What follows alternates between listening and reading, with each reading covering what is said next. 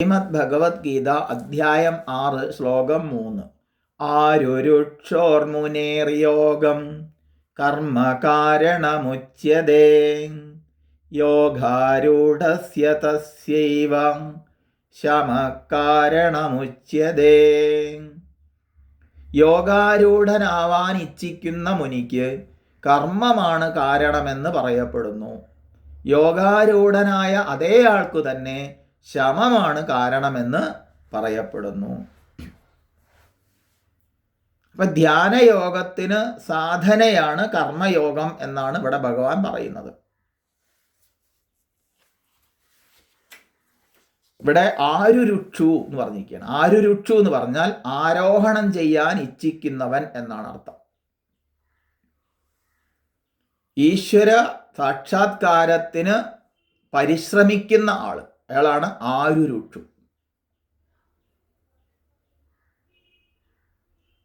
അങ്ങനെയുള്ള ഒരാളെ യോഗാരുരുക്ഷു എന്നാ പറയുന്നത്. അയാൾക്ക് കർമ്മം സാധനയായി പറയപ്പെടുന്നു. അന്ധകരണ ശുദ്ധിക്കായിക്കൊണ്ട് നല്ലവണ്ണം കർമ്മം ചെയ്യണം. ചെയ്യുന്ന കർമ്മങ്ങളെ ഈശ്വരനിൽ അർപ്പിച്ചുകൊണ്ട് ചെയ്യാൻ പരിശ്രമിക്കണം. എന്തുകൊണ്ട്? അയാൾ ധ്യാനയോഗത്തിൽ അവസ്ഥാനം ചെയ്യാൻ ശക്തിയില്ലാത്ത ആളാണ്. ധ്യാനത്തിൽ ഉറക്കുന്നില്ല. ജപിക്കാനിരിക്കുന്ന സമയത്ത് മനസ്സ് പലതിലേക്ക് പോകുന്നു. അതിലൊരു സുഖവും ലഭിക്കുന്നില്ല. ഇങ്ങനെ പലരും പരാതി പറയാറുണ്ട്. അങ്ങനെയുള്ളവരെ സംബന്ധിച്ച് നല്ലവണ്ണം കർമ്മം ചെയ്ത് പരിശീലിക്കണം. കർമ്മം ചെയ്യാന്ന് മാത്രമല്ല, അത് ഈശ്വരാർപ്പണ ബുദ്ധിയാ കർമ്മം ചെയ്യണം. ഈശ്വരാർപ്പണ ബുദ്ധിയാ ചെയ്യപ്പെടുന്ന കർമ്മത്തിനാണ് യജ്ഞം എന്ന് പറയുക. അങ്ങനെയുള്ള യജ്ഞസ്ഥലികളിൽ, ക്ഷേത്രം തുടങ്ങിയവയിൽ നല്ലതുപോലെ ആരാധിക്കണം, ഉപാസിക്കണം. നിത്യജീവിതത്തിൽ ചെയ്യപ്പെടുന്ന സർവകർമ്മങ്ങളും അതിനനുസൃതമായി ഈശ്വരാർപ്പണ ബുദ്ധിയാ ചെയ്ത് ശീലിക്കണം. ഞാൻ ഭഗവാന് സമർപ്പിക്കുകയാണ് ഈ കർമ്മം കൊണ്ട്.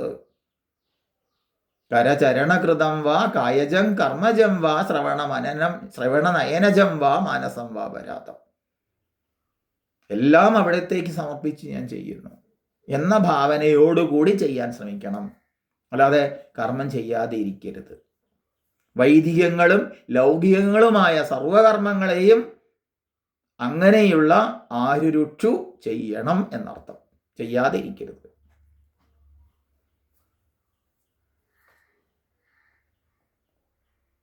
ഈ ചിത്തവൃത്തികളുടെ പൂർണ്ണമായ ഏകദാനത്വത്തിനാണ് ധ്യാനം എന്ന് പറയുന്നത്.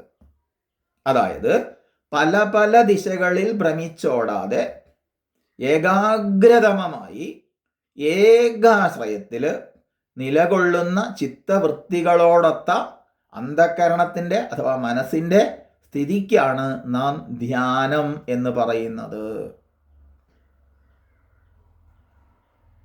യോഗസൂത്രത്തിൽ തത്ര പ്രത്യൈകദാനതാ ധ്യാനം എന്ന് പറയും. പ്രത്യയങ്ങളുടെ ഏകദാനതയാണ് ധ്യാനം എന്ന്. പതഞ്ജലി മഹർഷി ധ്യാനത്തെ നിർവചിക്കുക, ഏതെങ്കിലും ഒരു ദേശത്തിൽ ഒരാശ്രയത്തിൽ ചിത്തത്തെ ഉറപ്പിക്കാനുള്ള പരിശ്രമത്തിന് പറയുന്ന പേരാണ് ധാരണ. ഏതാശ്രയത്തിൽ ധാരണ ഉറപ്പിക്കുവാൻ പരിശ്രമിച്ചുവോ ആ ഏകാധിഷ്ഠാനത്തിൽ ഏകാഗ്രതമമായ സ്ഥിതിയെ പ്രാപിച്ച് എല്ലാ വൃത്തികളും ഏകദാനത്വത്തെ പ്രാപിച്ച് തന്നിഷ്ടമായിരിക്കുന്ന സ്ഥിതിക്കാണ് ധ്യാനം എന്ന് പറയുക. ഇങ്ങനെ ധ്യാനത്തിൽ ഉറയ്ക്കുമ്പോൾ ചിത്തം നിരുദ്ധ സ്ഥിതിയിൽ സമാധിയിലെത്തുന്നു. ആ സമാധിയെയാണ് ഇവിടെ യോഗം എന്ന് പറഞ്ഞത്. ആ യോഗ ചിത്തവൃത്തി നിരോധ എന്ന് യോഗസൂത്രം പറയും. യോഗം എന്നാൽ ചിത്തവൃത്തികളുടെ സമ്പൂർണമായ നിരോധമാകുന്നു. ആ നിരുദ്ധസ്ഥിതിയിൽ ആത്മസ്വരൂപാവസ്ഥിതിയെ, അതിനെയാണ് മോക്ഷം എന്ന് പറയുന്നത്. അതിനെയാണ് തത്വസാക്ഷാത്കാരം ഈശ്വര സാക്ഷാത്കാരം എന്നൊക്കെ പല പേരുകളിൽ പറയുന്നത്. അവിടെ തീർത്തും ശരീരം തുടങ്ങിയ ഉപാധികളിലെ ഞാൻ ഞാൻ ഞാൻ എന്നുള്ള ഭ്രമം തീർത്തും നീങ്ങി വാസ്തവികമായ താൻ ഞാൻ ആരാണെന്ന് സാക്ഷാത്കരിക്കുന്നു. അതിനെ പതഞ്ജലി മഹർഷി പറയുകയാണ്, തഥാ ദ്രഷ്ടുസ്വരൂപേ അവസ്ഥാനം. ദ്രഷ്ടാവിൻ്റെ സ്വരൂപത്തിലാണത് നിലകൊള്ളുന്നത്. അതായത് യോഗാരൂഢന് യാതൊരു കർത്തവ്യവുമില്ല. യോഗാരൂഢൻ എന്ന് പറഞ്ഞാൽ ആ പരമമായ യോഗസ്ഥിതിയെ പ്രാപിച്ചിരിക്കുന്നവനെ സംബന്ധിച്ച് പിന്നെ കർമ്മമൊന്നും കർത്തവ്യങ്ങളായിട്ടൊന്നുമില്ല. ചെയ്യാനും ചെയ്യാതിരിക്കാനും ഒന്നുമില്ല. ചെയ്തത് കൊണ്ടൊന്നും നേടാനും ചെയ്യാത്തത് കൊണ്ടൊന്നും നഷ്ടപ്പെടാനും ഇല്ലാത്ത ആളാണ് അയാൾ. അയാളെ സംബന്ധിച്ച് സാധനകളെല്ലാം ഒഴിഞ്ഞിരിക്കുന്നു. ഒന്നും സാധിക്കാനില്ലാത്ത ഒരാൾക്ക് സാധനയില്ല. എന്നാൽ ഈ ഒരു പരമമായ ലക്ഷ്യത്തെ പ്രാപിക്കാൻ ഇച്ഛിക്കുന്ന ആൾക്ക്, യോഗാരൂഢന്, നല്ലവണ്ണം കർമ്മം ചെയ്യണം. ചെയ്യുന്ന കർമ്മങ്ങളെ ഈശ്വരാർപ്പണ ബുദ്ധിയ ചെയ്യുകയും വേണം.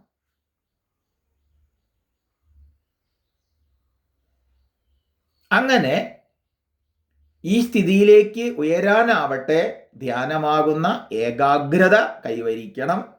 ദൃശ്യതേത്യോഗ്രയാ ബുദ്ധ്യാം, അഗ്രയായ ബുദ്ധിയാൽ ആ പരമമായ തത്വം സാക്ഷാത്കരിക്കപ്പെടുന്നു. അപ്പൊ ആത്മദർശനത്തിന് ഏകാഗ്രതമമായ ബുദ്ധിയുടെ അനിവാര്യതയെ ശ്രുതി വേദം എടുത്തു പറയുകയാണ് ചെയ്യുന്നത്. ഇതിനാകട്ടെ ഓരോ വ്യക്തിയും അവരവർക്ക് അധികാരപ്പെട്ട ഇനം സാധനാവിശേഷങ്ങളെ അനുഷ്ഠിക്കണം. എല്ലാവർക്കും ഒന്നല്ല. ഉപാസനാവിധാനങ്ങൾ അനേകമുണ്ട്. ചിലർക്ക് നാമജപാവാം, ചിലർക്ക് മന്ത്രജപാവാം, ചിലർക്ക് ക്ഷേത്ര ആരാധന ഉപാസനാ വിഷയങ്ങളാവാം, ചിലർക്ക് സഹസ്രനാമങ്ങളാവാം. ഏതാണോ ആചാര്യനോട് കേട്ട് അവരുടെ നിർദ്ദേശപ്രകാരം സാധനാവിശേഷങ്ങളെ അനുഷ്ഠിക്കണം.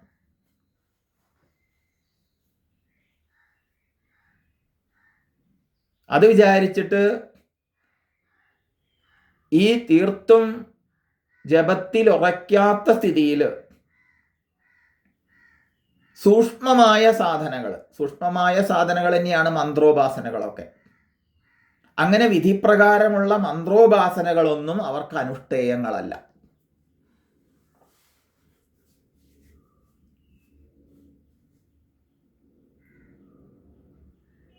കാരണം അവരുടെ അന്ധക്കരണം ക്ഷിപ്തം, മൂഢം, വിക്ഷിപ്തം എന്നീ പ്രാഥമിക ഭൂമികകളിൽ നിന്ന് ഏകാഗ്രമായ സ്ഥിതിയിലേക്ക് ഉയർത്തിയാൽ മാത്രമേ അയാൾ ധ്യാന യോഗത്തിന് അധികാരം കൈവരൂ. അതുവരെ എന്ത് വേണം? ഈ ക്ഷിപ്തം, മൂഢം, വിക്ഷിപ്തം എന്ന പ്രാഥമിക തലത്തിൽ നിന്ന് ഉയരാത്ത ഒരാൾ സൂക്ഷ്മമായ സാധനകളെ ഉപദേശിച്ചു കൊടുത്താൽ അയാൾക്ക് അതിൽ ഏകാഗ്രത കിട്ടില്ലെന്ന് മാത്രമല്ല, അയാൾ ചെയ്യേണ്ട സാധനകളെ ചെയ്യാതിരിക്കുകയും ചെയ്യും. ഇത് തന്നെ മതി, ഇത് മാത്രം മതി, മറ്റൊന്നും ചെയ്യണ്ട എന്ന് ധരിക്കും. അത് ഗുണമല്ല. അയാൾ വൈദിക കർമ്മങ്ങളെയും ലൗകിക കർമ്മങ്ങളെയും ഒക്കെ ചെയ്യണം. ചെയ്യുന്ന കർമ്മങ്ങളെ ഈശ്വരാർപ്പണ ബുദ്ധിയ ചെയ്ത് ശീലിക്കണം. അതിനൊപ്പം ജപവും ചെയ്യണം. സൂക്ഷ്മ സാധനകൾ ചെയ്യരുത്. സൂക്ഷ്മ സാധനങ്ങൾക്ക് അധികാരം കൈവന്നാൽ ആചാര്യരിൽ നിന്ന് മന്ത്രം കേട്ട് ആ പരമമായ തത്വതലത്തിലേക്ക് ഉയരണം. അപ്പോൾ സാമാന്യമായ ജനങ്ങൾക്കൊക്കെ നല്ലത് എന്താണ്? മന്ത്രോപാസന തുടങ്ങിയ സൂക്ഷ്മങ്ങളായ ഉപാസനകളല്ല, സ്ഥൂലങ്ങളായ ഉപാസനാ വിധാനങ്ങളാണ്. വിഗ്രഹങ്ങളിൽ, അർച്ചനകളിൽ, അതിലൊക്കെ പങ്കെടുക്കുക, നല്ലോണം പങ്കെടുക്കുക. എന്നിട്ട് അതിൽ ഉറച്ചു കഴിഞ്ഞാൽ സൂക്ഷ്മമായ സാധനങ്ങളിലേക്ക് പോകാം. ആദ്യം തന്നെ അതിലേക്ക് പോകരുത്. അപ്പൊ ധ്യാനനിഷ്ഠ കൈവരിച്ചാൽ പിന്നെ കർമ്മത്യാഗമാകാം. ധ്യാനത്തിൽ ഉറച്ച, നിഷ്ഠ എന്ന് പറഞ്ഞാൽ നിതരാം തിഷ്ഠതീതി നിഷ്ഠ. ധ്യാനിക്കാതിരിക്കുമ്പോൾ മനസ്സ് പലയിടത്തേക്ക് പോവാതെ ആ സമയത്ത് ഏകാഗ്രമാവാൻ സാധിക്കുന്നുണ്ടോ എങ്കിൽ കൂടുതൽ കൂടുതൽ സൂക്ഷ്മങ്ങളായ ഉപാസനകളിലേക്ക് കടക്കാം. കണ്ണടച്ച് വിഗ്രഹത്തിൻ്റെ ഒന്നും സഹായമില്ലാതെ, ദീപത്തിൻ്റെ സഹായമില്ലാതെ, ഒരു ഒഴിഞ്ഞ കോണിൽ, ഒരു ഇരുട്ടുമുറിയിലാണെങ്കിൽ പോലും അവിടെ ചെന്നിരുന്ന് അവിടെ മാലയുടെയോ ഒന്നും സഹായമില്ലാതെ തന്നെ സൂക്ഷ്മമായ സാധന ചെയ്യാൻ അയാൾക്ക് സാധിക്കും.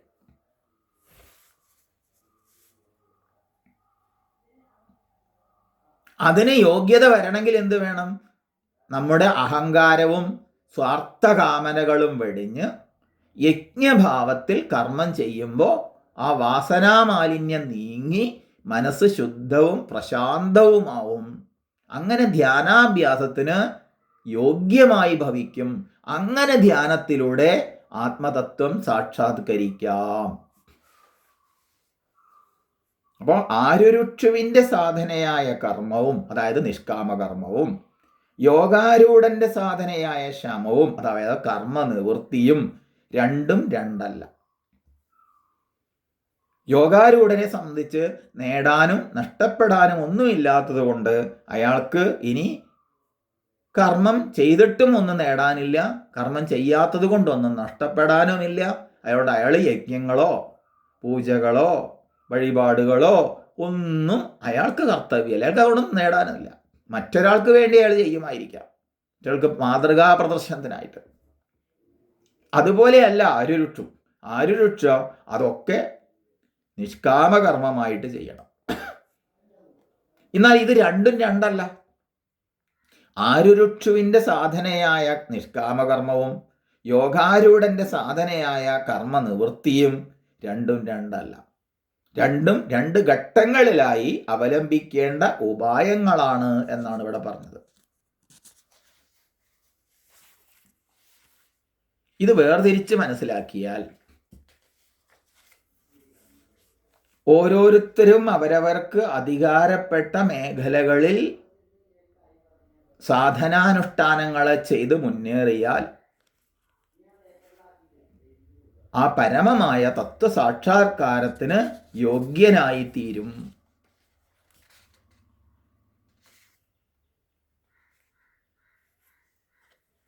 അതുകൊണ്ടാണ് ചിത്തസ്യ ശുദ്ധയേ കർമ്മ നതു വസ്തുപലബ്ധയേ വസ്തുസിദ്ധിർവിചാരേണ ന കിഞ്ചിത് കർമ്മ കോടിഭിഹി. ചിത്തത്തിൻ്റെ ശുദ്ധിക്കായിട്ടാണ് കർമ്മങ്ങൾ, അല്ലാതെ വസ്തു ഉപലഭിക്കുന്നതിനല്ല. എനിക്ക് ഇന്നത് നേടണം, ഇന്നത് നേടണം, ഇന്നത് കിട്ടണം എന്ന് വിചാരിച്ചിട്ടല്ല കർമ്മം ചെയ്യേണ്ടത്. മറിച്ച് എന്തിനാണ്? ഇത് ഞാൻ ഭഗവാന്റെ പൂജയാണെന്ന ഭാവത്തിൽ നമ്മളിൽ നിക്ഷിപ്തമായ കർമ്മങ്ങളെ ചെയ്ത് ശീലിക്കണം. അങ്ങനെ ചെയ്യുന്നതിലൂടെ മാത്രമേ, അല്ലാതെ എന്നിട്ട് പറയുക, അവിടെ മറ്റൊരു മഹാഭാരത വാക്യം കൂടി ഉദ്ധരിച്ച് കാണിക്കുകയാണ്. അല്ലാതെ കർമ്മഫലത്തെ ഇച്ഛിച്ചുകൊണ്ട് ആര് എത്ര കോടി കർമ്മങ്ങൾ ചെയ്താലും അതൊന്നും നമ്മളെ അന്ധകരണ ശുദ്ധിക്ക് കാരണമാവില്ല. അപ്പൊ ഈശ്വരാർപ്പണ ബുദ്ധിയ ചെയ്യപ്പെടുന്ന കർമ്മങ്ങളാണ് ചിത്തശുദ്ധിക്ക് കാരണമാകുന്നത്. അങ്ങനെ കർമ്മം ചെയ്ത് ശീലിക്കുന്നതിലൂടെ മാത്രമേ ഏകാഗ്രതമമായിരിക്കുന്ന സ്ഥിതിയിലേക്ക് നമുക്ക് ഉയരാൻ സാധിക്കൂ. അല്ലാതെ ഉള്ള കാലം മുഴുവൻ കർമ്മം ചെയ്ത് കർമ്മത്തിൻ്റെ ഫലത്തെ ആഗ്രഹിച്ചുകൊണ്ട്, കാര്യസാധ്യത്തിനായിക്കൊണ്ട്, കാമനാപൂരണത്തിനായിക്കൊണ്ടൊക്കെ കർമ്മം ചെയ്ത് കഴിഞ്ഞുകൂടിയാൽ കോടി ജന്മങ്ങൾ ലഭിച്ചാലും അയാൾക്ക് ഈ പരമമായ ലക്ഷ്യത്തെ, ഈശ്വര സത്യസാക്ഷാത്കാരത്തെ നേടാൻ സാധിക്കില്ല എന്നാണ് പറഞ്ഞത്.